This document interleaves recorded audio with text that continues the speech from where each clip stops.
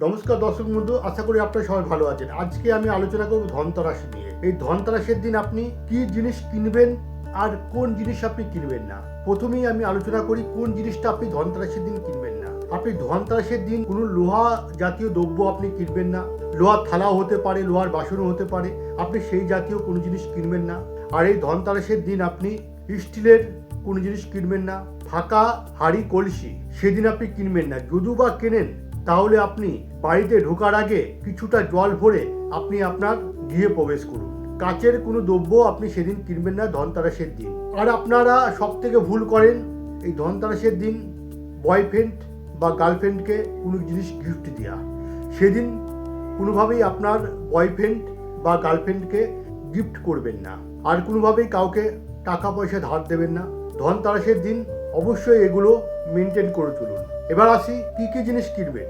ধনতেরাসের দিন আপনি কিনতে পারেন ছোট্ট রূপোর কয়েন।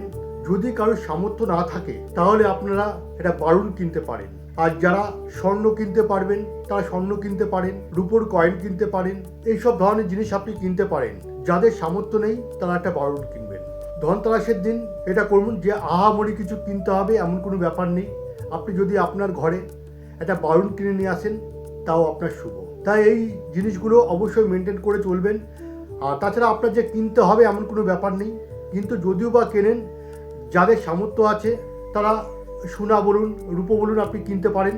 আর যাদের সামর্থ্য নেই তারা একটা বারুণ কিনে নিয়ে আসুন। যাই হোক, এটা আপনারা যদি ধনতেরাসের দিন কিনতে চান তাহলে এগুলো আপনি কিনতে পারেন।